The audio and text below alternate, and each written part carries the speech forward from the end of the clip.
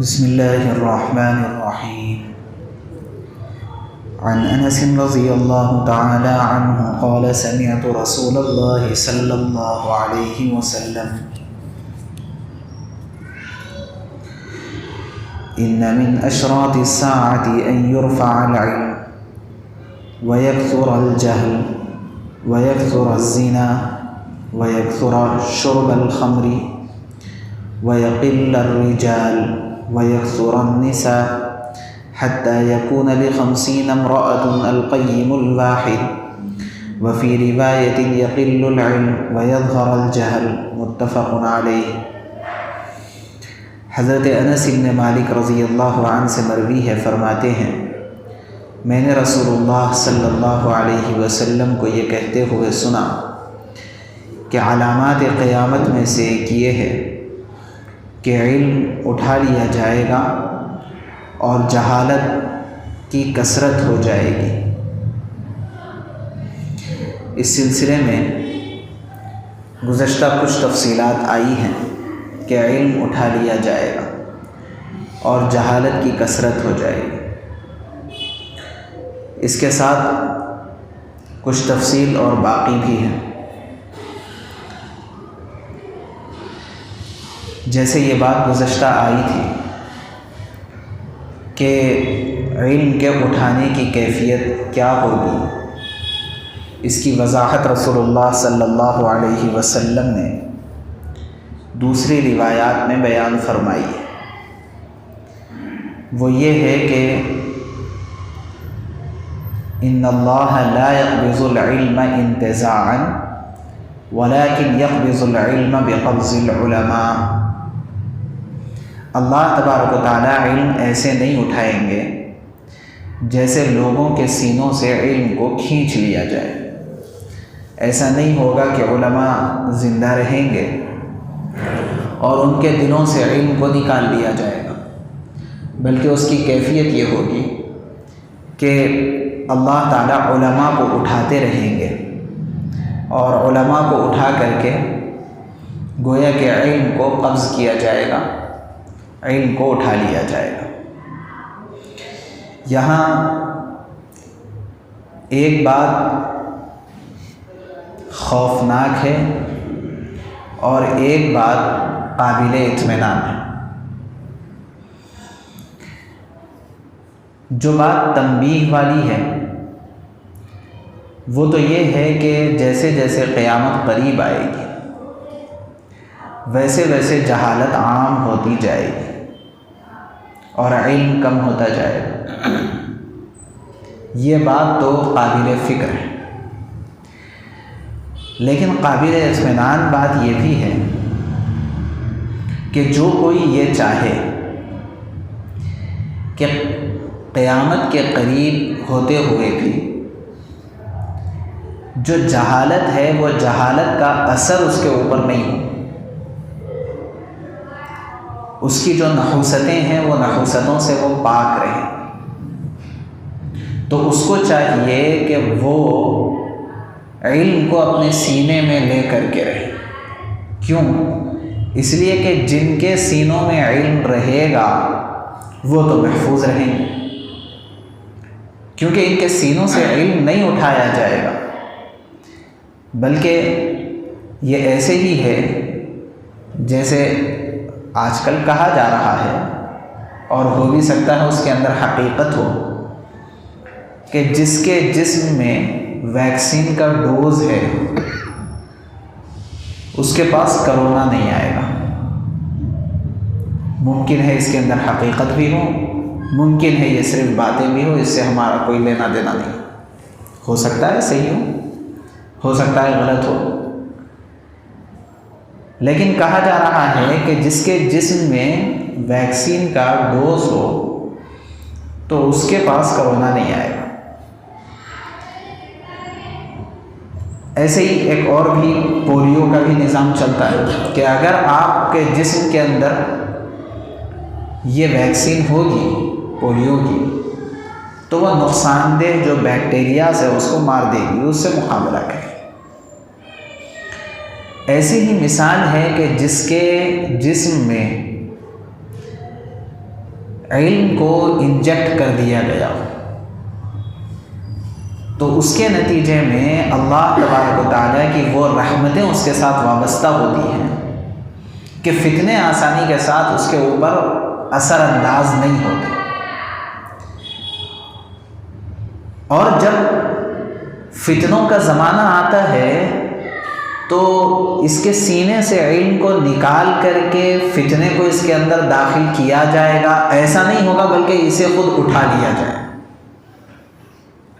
جیسے کہ ایک حدیث پاک ہے، ترمذی شریف کی روایت ہے، رسول اللہ صلی اللہ علیہ وسلم عام طور پر نمازوں کے بعد یہ دعا مانگا کرتے تھے کہ اللہم انی اسألوک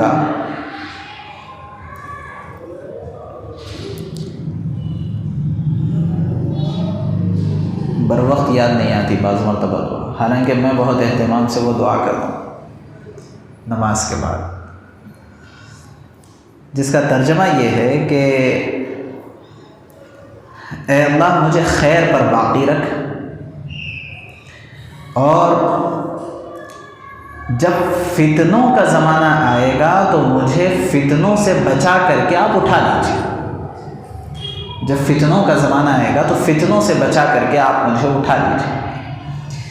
تو بہرحال ایک بات تو یہ ہے کہ علم کے نتیجے میں صاحب علم یہ فتنوں سے بچا رہے گا، اور ایسا نہیں ہوگا کہ اس کے اندر سے علم کو چھین کر کے فتنوں کے اندر مبتلا کیا جائے، بلکہ فتنوں کے وقت میں اسی کو اٹھایا جائے۔ اب سوال یہ ہے کہ علم سے مراد کون سا علم ہے؟ یہ اہم سوال ہے۔ تو ظاہر بات ہے کہ جس کو قرآن اور حدیث نے علم کہا ہے وہ علم مراد ہوگا، اور قرآن اور حدیث نے جس کو علم کہا ہے وہ روحانی علوم ہے۔ روحانی علوم کو قرآن نے اور حدیث نے علم سے تعبیر کیا، اس لیے یہ علم۔ اب وہ تمام کے تمام علوم جو قرآن اور حدیث کے علم کے مطابق ہوں، مثال کے طور پر اخلاقیات کے مضامین کسی نے آکسفورڈ یونیورسٹی سے چھپی ہوئی ایک کتاب کے اندر انہوں نے اسکول میں اخلاقیات کے مضامین پڑھے، تو ایسی بات نہیں ہے کہ یہ علم نہیں ہے۔ اگر وہ اخلاقیات ہیں جن اخلاقیات کی تعلیم قرآن اور حدیث میں موجود ہے، تو وہ اخلاقیات کے مضامین بھی علم کہلائیں، اگرچہ کہ وہ آکسفورڈ یونیورسٹی سے چھپی ہوئی کتاب میں پڑھیں، یا یہ کہ کسی عالم دین کی لکھی ہوئی کتاب کے اندر پڑھیں، لیکن اگر وہ صحیح ہے، کنٹینٹ اگر ایتھنٹک ہے، تو اس کے نتیجے میں اس کو علم کہا جائے۔ تو جو قرآن اور حدیث کے علوم ہیں وہ قرآن اور حدیث کے علوم مراد ہیں۔ لیکن آپ کو پتہ ہے کہ جہالت کی کثرت ہو جائے گی، اس سے مراد یہ ہے کہ یہ علوم کا جو تقاضا ہے، یہ تقاضے کے خلاف لوگ بہت زیادہ چلتے رہیں گے۔ اب آپ اس زمانے کے اندر دیکھیں گے کہ بعض مرتبہ ایسا سمجھ میں آتا ہے کہ یہاں بیٹھے ہوئے جو لوگ ہیں وہ تو انشاءاللہ اس زمرے میں داخل نہیں ہوں گے، مگر ایسا محسوس ہوتا ہے کہ جو جتنا زیادہ پڑھے لکھے ہیں وہ اتنے بڑے جاہل ہیں۔ وہ کیسے؟ کہ بعض مرتبہ ایسا احساس ہوتا ہے کہ بھئی آپ اتنا زیادہ پڑھ لیے، لکھ لیے، اور اس کے نتیجے میں اللہ نے آپ کے ہنر اور آپ کے اسکلز کی وجہ سے آپ کو اتنا پیسہ اور مال و دولت دے دیا۔ اب کیا تعلیم آئی اور کیا جو ہے کچھ اسکلز آ گئے اور کیا پیسہ آیا، جسم سے لباس کم ہو گیا، بات کرنے کا سلیقہ ختم ہو گیا، طبیعت کے اندر غرور اور بڑاپن آ گیا، دوسرے کو کمتر سمجھنے کی کیفیت آ گئی۔ اس طرح کے عجیب عجیب قسم کی بیماریاں اس کے اندر جنم لے لی۔ تو یہ تو اخلاقیات کے خلاف ہے، نیچر جو کیریکٹر ہے اس کے بھی خلاف ہے۔ تو اب یہ کیا ہوا؟ یہ تو جہالت ہے، یعنی تعلیم تو ہے لیکن تعلیم کے باوجود جہالت ہے۔ اس وجہ سے جو قرآن اور حدیث کی تعلیم ہے، یہ قرآن اور حدیث کی تعلیم دراصل انسان کو انسان بناتی ہے، انسان کو فرشتہ نہیں بناتی۔ ایک صاحب آگے کہنے لگے حضرت شاہ صاحب کے پاس، ایسا محسوس ہو رہا ہے کہ ذکر کرتے ہوئے مجھے ایسا محسوس ہو رہا ہے اور کوئی میرے کان میں کہہ رہا ہے کہ تم فرشتے بن گئے۔ حضرت نے کہا سب بیکار ہے، شیطان ہے وہ جو کہنے والا ہے۔ مطلوب ہی نہیں ہے کہ آپ فرشتہ بن جائیں، مطلوب یہ ہے کہ آپ انسان بن جائیں۔ فرشتوں کو تو انسان کے سامنے جھکایا گیا ہے، انسان کے سامنے فرشتوں نے سجدہ کیا ہے، اس کے ذریعے انسانیت کے مقام کو بڑھایا گیا ہے۔ تو جس آدمی کے پاس وہ علم ہو جو اس کو انسان بناتے ہوں، تو وہ علم دراصل قرآن اور حدیث کا علم، اور انسانیت کی سب سے زیادہ تعلیم دینے والی شخصیت حضرت محمد الرسول اللہ صلی اللہ علیہ وسلم۔ اور اسلام کا جو مین امتیاز ہے، اسلام کا جو امتیاز ہے جس کی وجہ سے یہ مذہب دوسرے مذاہب سے الگ سمجھا جاتا ہے، وہ امتیاز یہ ہے کہ یہ مذہب سب سے پہلی جو تعلیم دیتا ہے وہ انسانیت کی، ہیومینٹی کی تعلیم دیتا ہے۔ یہ اس مذہب کی خصوصیت ہے کہ آپ کو انسانیت کی بنیاد پر ایک دوسرے کا ادب کرنا ہے، ایک دوسرے کا احترام کرنا ہے، ایک دوسرے کے ساتھ اچھا معاملہ کرنا ہے، انسانیت کی بنیاد پر۔ مذہب تو بعد میں آئے گا، یہ اس مذہب کا امتیاز ہے۔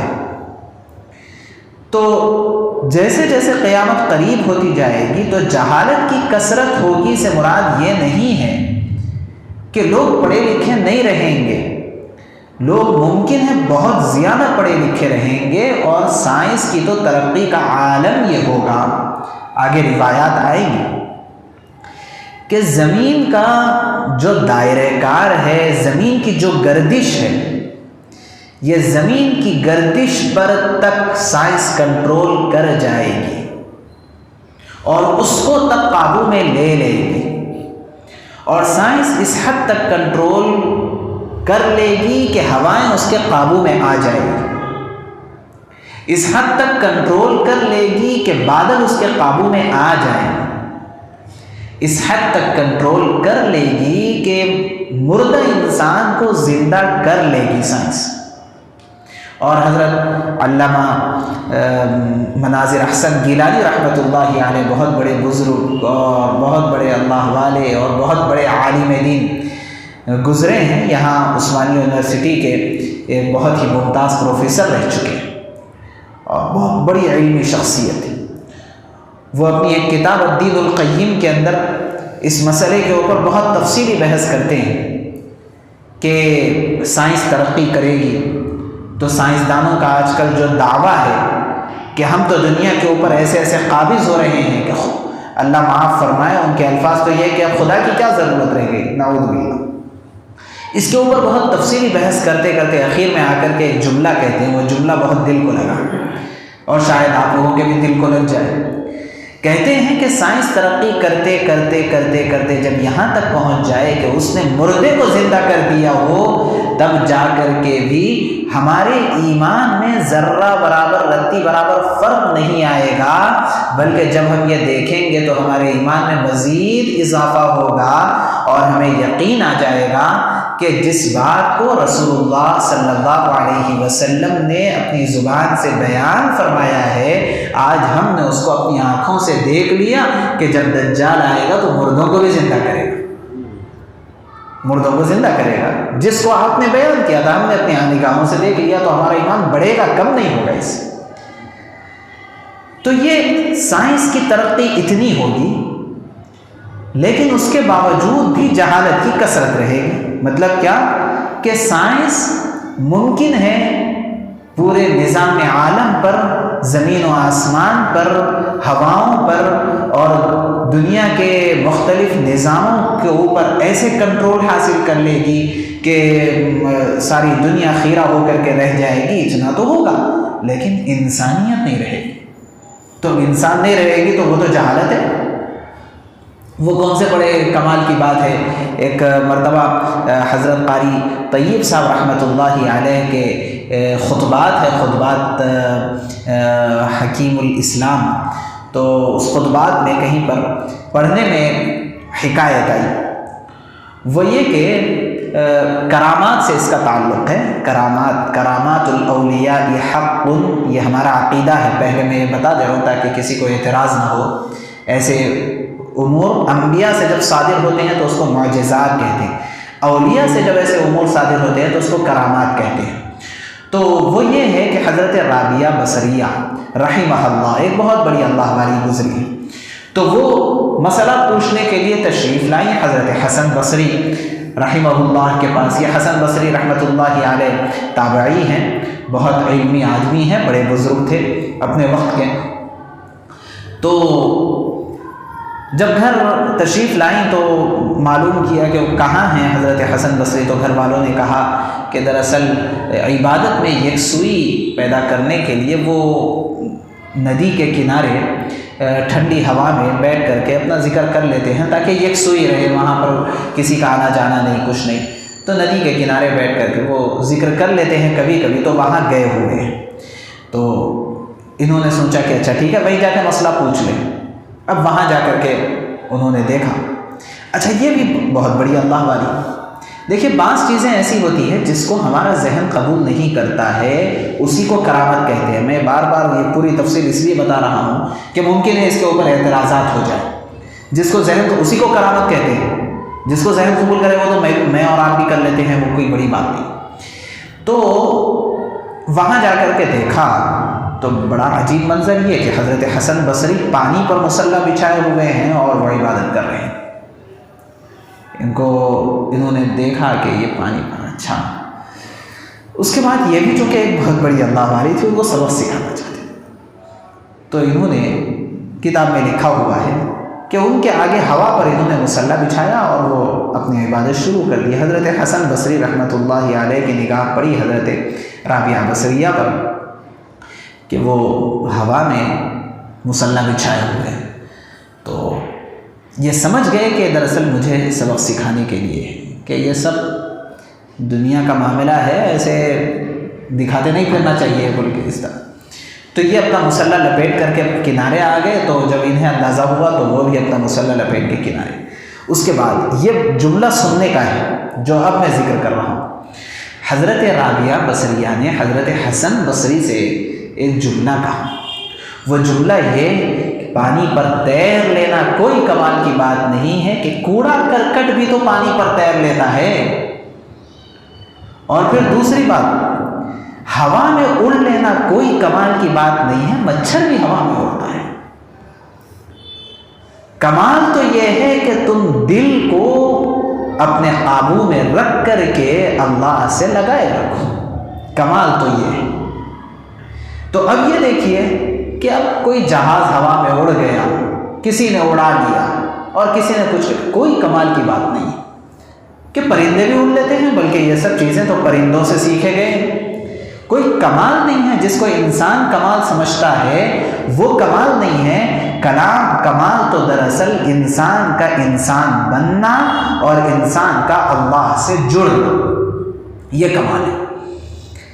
تو بات یہ ہے کہ جہالت اتنی زیادہ کثیر ہو جائے گی تو اس کا مطلب یہ کہ ہم تو دیکھ رہے ہیں اب تو بہت زیادہ ترقیات ہے، بہت زیادہ تعلیم پہلے کے مقابلے میں بڑھ گئی ہے، تو جہالت کہاں ہے؟ جہالت یہ ہے کہ انسان آج نہیں ہے، بلکہ انسان سارے کے سارے حیوان نظر آ رہے ہیں۔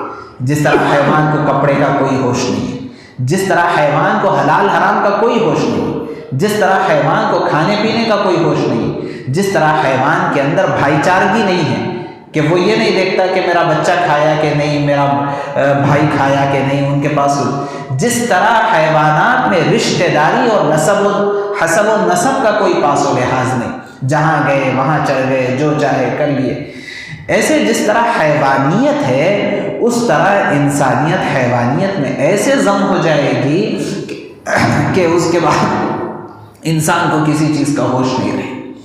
یہ جو صورتحال ہے یہ صورتحال جہالت ہے، اور رسول اللہ صلی اللہ علیہ وسلم نے اسی صورتحال کی جانب اشارہ فرمایا ہے اور کہا کہ علم اٹھا لیا جائے گا اور جہالت کی کثرت ہو جائے گی۔ اب مزید یہ کہ زنا کی کثرت ہوگی، شراب کے پینے کی کثرت ہوگی، انشاءاللہ اگلے جمعہ اس کی تشریح بیان کی جائے گی۔ سبحان اللہ و بحمدہ، سبحانک اللہم و بحمدک، نشہد ان لا الہ الا انت، نستغفرک۔